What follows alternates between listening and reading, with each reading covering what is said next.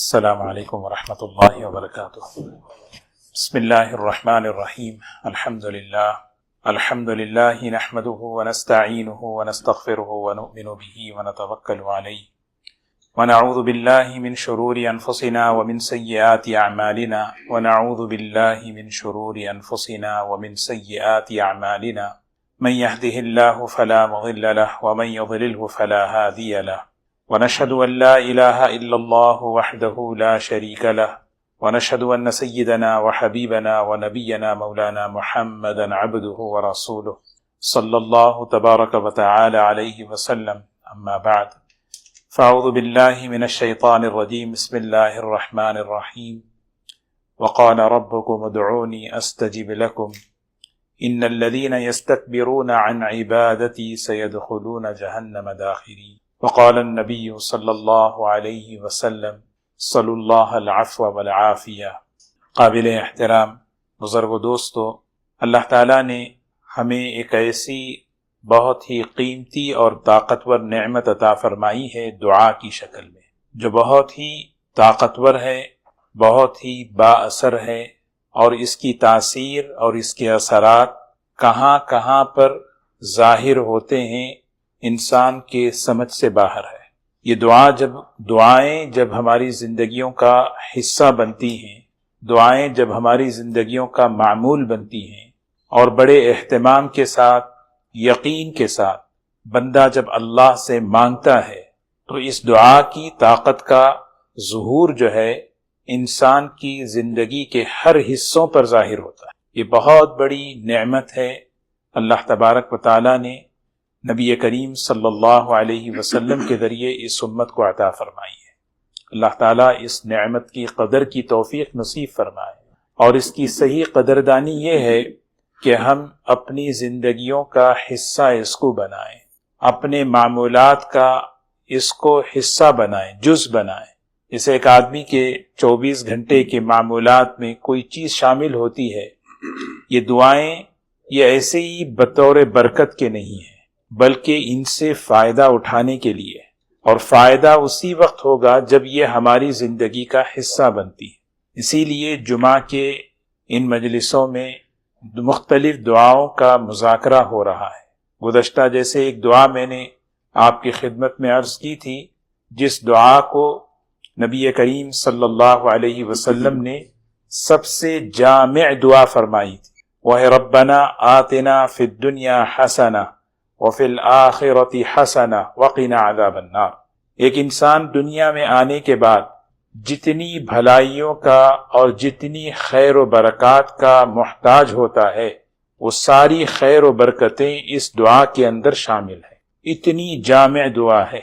اور ایک دعا ہے حدیث پاک میں نبی کریم صلی اللہ علیہ وسلم نے اس دعا کی بھی بڑی اہمیت بیان فرمائی۔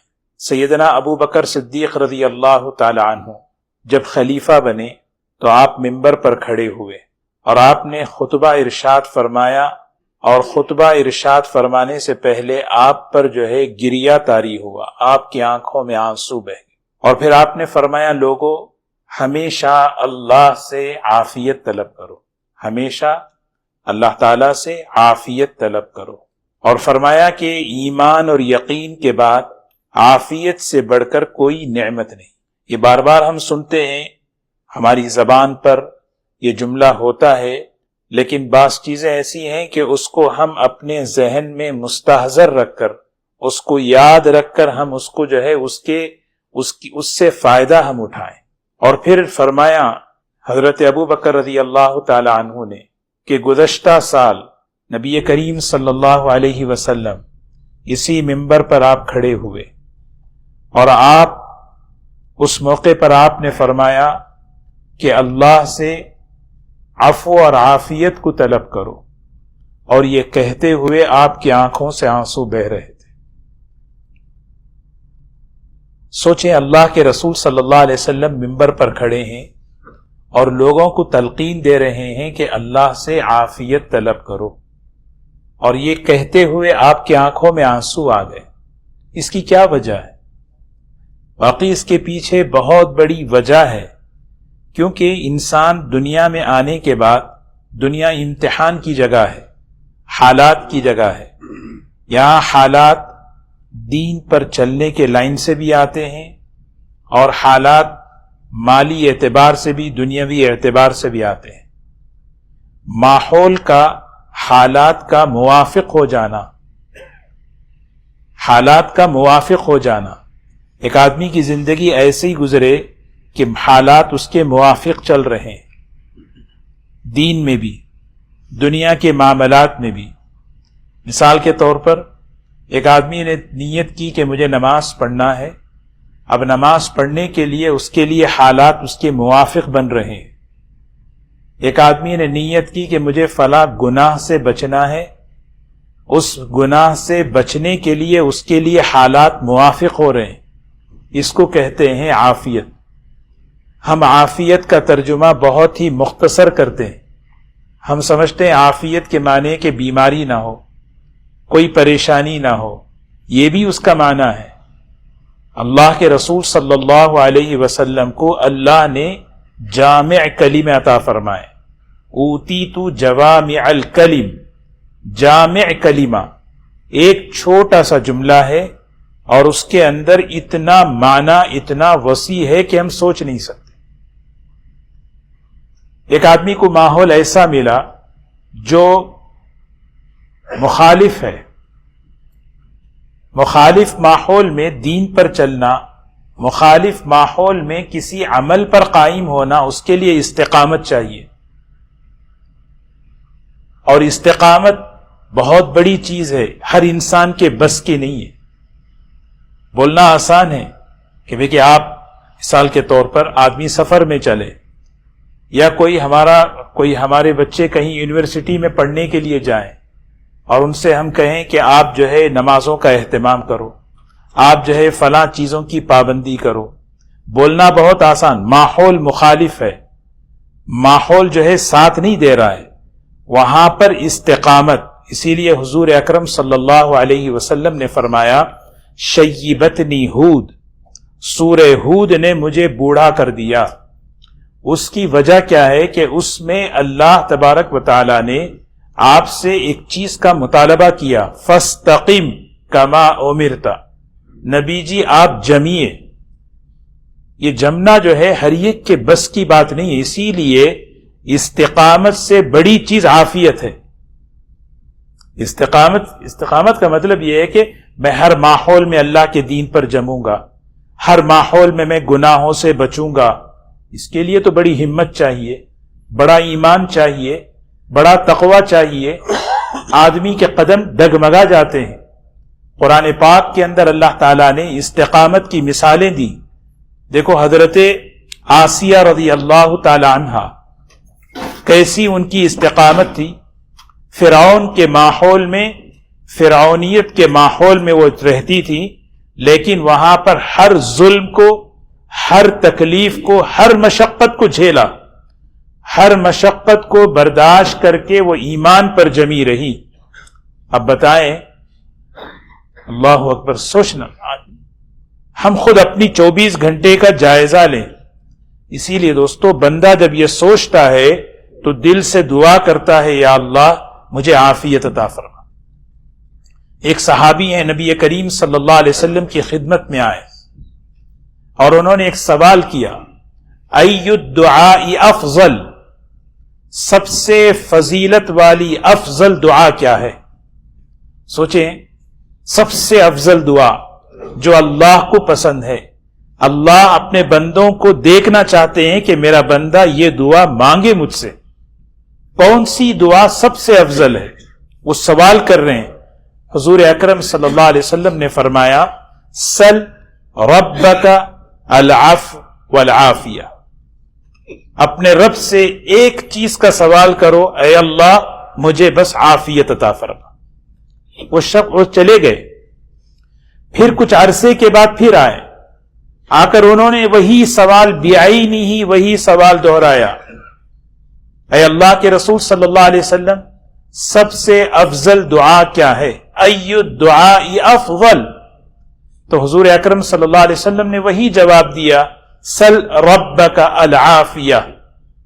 اپنے رب سے، اپنے اللہ سے عافیت مانگتے رہو.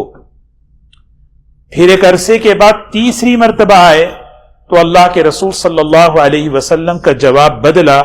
آپ نے فرمایا سل ربک العفو والعافیہ فی الدنیا والآخرہ، دنیا اور آخرت میں اللہ سے عافیت طلب کرو. اللہ تعالیٰ جزائے خیر دے اس صحابی کو، کتنی بڑی بات انہوں نے اللہ کے رسول صلی اللہ علیہ وسلم سے پوچھی. ایک اور حدیث ہے، یہ جو احادیث ہیں یہ اس بات کا شوق، اس بات کی اہمیت اور اس بات کی قیمت ہمارے دل میں اتارنے کے لیے ہے کہ اس عمل کو اپنی زندگی کا حصہ بنائیں. حضرت عباس رضی اللہ تعالی عنہ نبی کریم صلی اللہ علیہ وسلم کے چچا ہیں. کتنا بڑا رشتہ ہے، چچا والد کے درجے میں ہیں. نبی کریم صلی اللہ علیہ وسلم کی خدمت میں آئے اور آ کر کہنے لگے یا رسول اللہ صلی اللہ علیہ وسلم علمنی شیئا اسأل اللہ تعالی. اے اللہ کے رسول صلی اللہ علیہ وسلم کوئی ایک چیز مجھے ایسی سکھائیں جس سے میں اللہ سے دعا کروں. کوئی ایک ایسی چیز مجھے سکھا دیں جس سے میں اللہ سے دعا کروں. آپ نے فرمایا یا عم رسول اللہ، اے اللہ کے رسول صلی اللہ علیہ وسلم کے چچا، اللہ سے عافیت طلب کرو. کہتے ہیں فمکثت ایام، ایک عرصے کے بعد پھر دوبارہ میں آیا اور آ کر میں نے دوبارہ یہی سوال کیا علمنی شیئا، مجھے کچھ ایک ایسی دعا، ایک ایسی بات مجھے سکھا دیں جس کے ذریعے سے کیا ہو، اللہ تعالیٰ سے میں سوال کروں. حضور اکرم صلی اللہ علیہ وسلم نے یہی دعا. آپ سوچیں کتنی انسان کی زندگی کا کتنا بڑا حصہ ہے عافیت. ہم سمجھتے ہیں عافیت کا معنی صرف یہ ہے کہ آدمی پریشانیوں سے محفوظ رہے، نہیں. اردو میں اس کا ترجمہ بہت مختصر ہم کر لیتے ہیں. اس کا ترجمہ تو اس کا مضمون بہت ہی وسیع ہے، جامع کلمہ ہے. اس کے اندر ایک بڑا یعنی گہرا مضمون چھپا ہوا ہے. ایک آدمی اللہ سے یہ دعا کر رہا ہے اے اللہ میرے ایمان کی حفاظت فرما، میرے عقیدوں کی حفاظت فرما. اے اللہ فتنے ہر طرف ہیں، میرا دین مفتون نہ ہو، میرا دین مفتون نہ ہو، یعنی میرے دین میں کوئی فتنہ شامل نہ ہو. کیسے کیسے فتنے آج آ رہے ہیں. بیٹھے بٹھائے آدمی کوئی چیز سن لیتا ہے، اچانک عقیدوں میں خرابی پیدا ہوتی ہے، اچانک صحابہ کے بارے میں کوئی بدگمانی پیدا ہو جاتی ہے، اچانک کوئی ایمانیات کے سلسلے میں کوئی بات ذہن میں غلط نظریہ بیٹھ جاتا ہے، ایک ہوا چل رہی ہے. تو اس موقع پر بندہ کیا کرے؟ یہ دعا کرتا ہے اللہ عافیت عطا فرما کہ میرے دین کو ان تمام فتنوں سے بچا لے، عقیدوں کے فتنوں سے بچا لے، علم کے فتنوں سے بچا لے، عمل کے فتنوں سے بچا لے. یا اللہ میرا دین محفوظ ہو تمام فتنوں سے.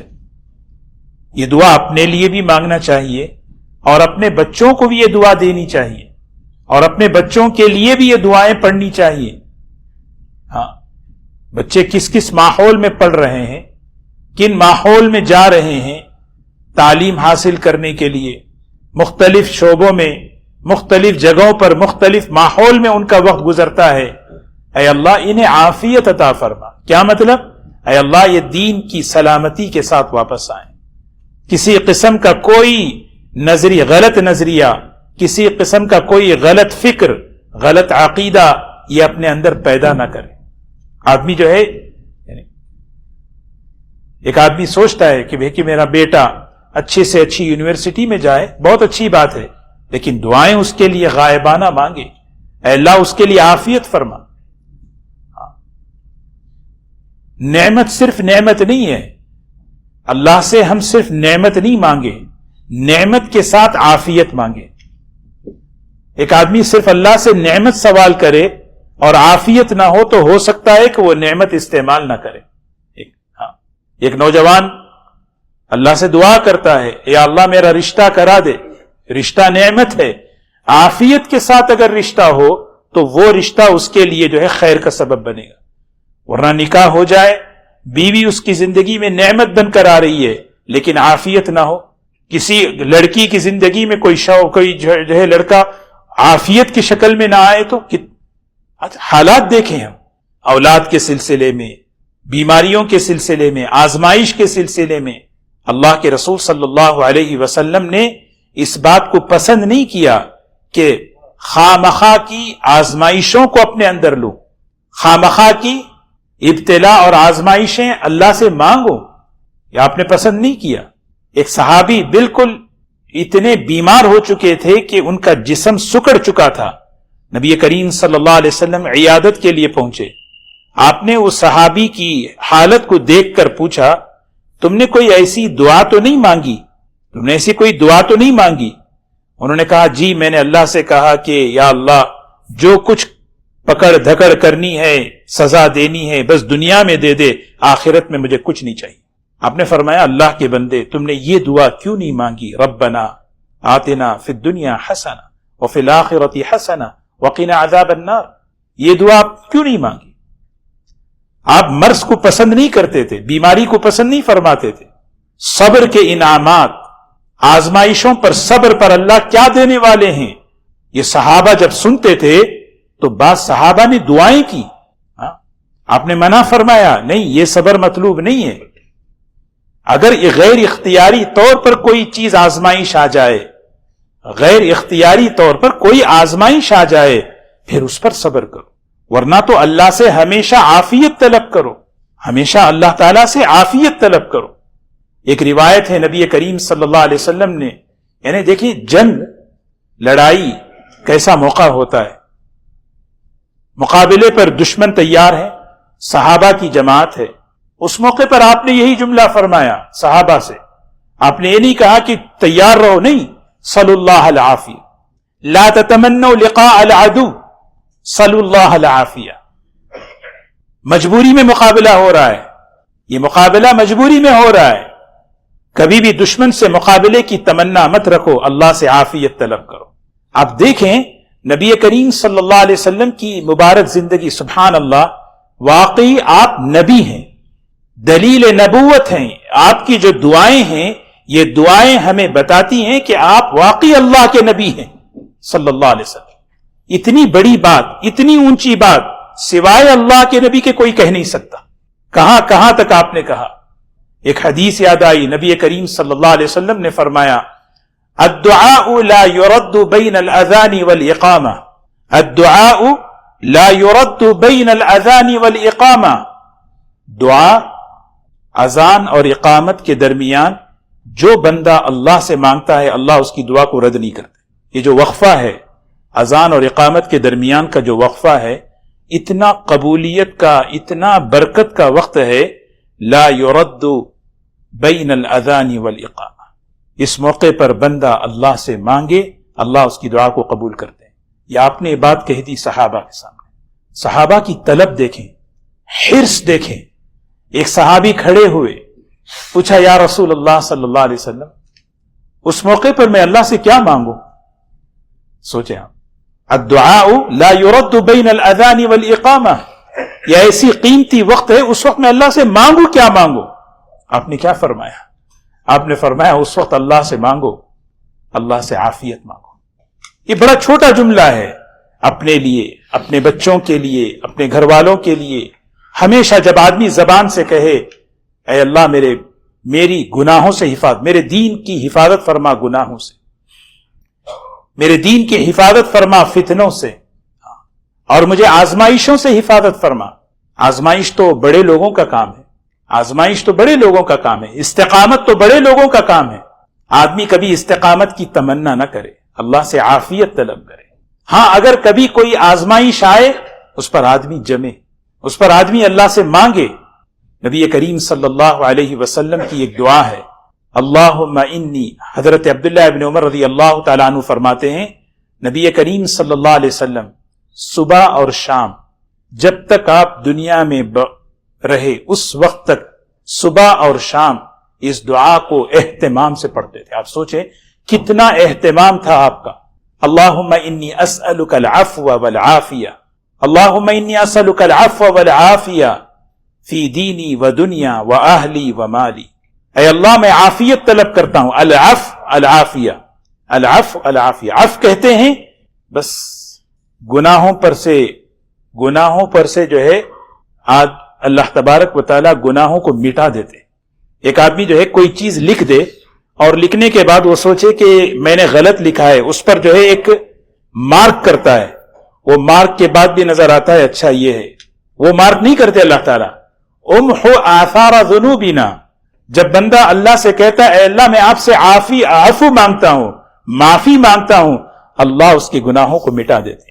عافیت کہاں؟ فی دینی و دنیا و اہلی و مالی. میرے گھر والوں میں، میرے دین میں، میرے مال میں. اے اللہ عافیت میں چاہتا ہوں. کوئی ایسی آزمائش اس پر نہ ڈال، کوئی اس پر ایسی مصیبت نہ ڈال. عافیت کی جو ضد ہے وہ بلیہ ہے، آزمائش ہے، مصیبت ہے. عافیت کی یہ ضد ہے. اللہم احفظنی من بین یدی من خلفی وعن یمینی وعن شمالی ومن فوقی ومن تحتی واعوذ بک ان اغتال من تحتی. سبحان اللہ، کیا دعا دیکھیں. اسی دعا کے آخر میں فرمایا اے اللہ میں آپ سے حفاظت مانگتا ہوں، آپ میرے آگے پیچھے دائیں بائیں اوپر نیچے سے حفاظت فرما. وہ آیت دیکھیں سورہ اعراف کے اندر شیطان نے اللہ سے چیلنج کیا تھا میں اس انسان کو تباہ و برباد کروں گا. ثم لآتینہم من بین ایدیہم ومن خلفہم وعن ایمانہم وعن شمائلہم ولا تجد اکثرہم شاکرین. وہ شیطان اللہ کے سامنے کھڑے ہو کر یہ چیلنج کر رہا ہے کہ میں انسان کو آگے پیچھے دائیں بائیں سے بہکانے کی کوشش کروں گا. اور حضور صلی اللہ علیہ وسلم دعا سکھا رہے ہیں اللہ سے مانگو اے اللہ آگے پیچھے دائیں بائیں اوپر نیچے، یعنی ہر جہت سے تو اے اللہ میری حفاظت فرما اور مجھے عافیت سے رکھ. اللہ تبارک و تعالی ہم سب کو اپنے حفظ و امان. تو بہرکیف یہ جو ہے نا یہ دعائیں جو ہیں بس سننے کے لیے نہیں ہے. یہ دعا ایک بہت ہی ہمارے لیے انعام ہے، عطا ہے، تحفہ ہے اللہ کی طرف سے. جیسے ایک اگر جو ہے سٹی کی طرف سے، گورنمنٹ کی طرف سے ایک اعلان ہو کہ فلاں بینیفٹس آج ملنے والے ہیں اور اس کے لیے ایک فارم چھاپ دیں گے، بس یہ فارم جو ہے آپ کو فل اپ کرنا ہے. آدمی کیسے فارم فل اپ کر؟ یہ اللہ کی طرف سے فارم ہے، بس آدمی اللہ سے پورے یقین کے ساتھ مانگے اے اللہ مجھے عافیت عطا فرما میرے گھر میں، میرے بچوں میں، میری زندگی میں، کہ ان کا دین گناہوں سے محفوظ ہو، ان کا دین فتنوں سے محفوظ ہو، دنیا سے جائیں ایمان کے ساتھ جائیں. اے اللہ ان کے صحت کی حفاظت فرما، ان کے اخلاق کی حفاظت فرما. یہ ساری چیزیں ہوتی ہیں عافیت کی. اللہ تبارک و تعالی ہم سب کو اپنی عافیت میں رکھے. اللہ تعالی آزمائشوں سے حفاظت فرمائے. کہتے ہیں نا کہ آزمائش تو بڑی چیز ہوتی ہے، ہاں آدمی کے بس میں نہیں. اچھا عافیت کا راستہ کیا ہے؟ وقت ہو گیا. ایک بات عرض کر کے، عافیت کس راستے سے آتی ہے؟ ایک تو ہے دعا، صرف دعا نہیں ہے، دعا کے ساتھ ایک عمل ہے. ہر آدمی چاہتا ہے کہ زندگی میں عافیت ہو، میرا دین محفوظ ہو، میری آزمائشوں سے میں محفوظ رہوں. ایک چیز، ایک ہی بات، عافیت کا راستہ جو ہے تقوی اور پرہیزگاری ہے. اللہ تبارک و تعالی ہم سب کو عمل کی توفیق نصیب فرمائے. وآخر دعوانا الحمدللہ.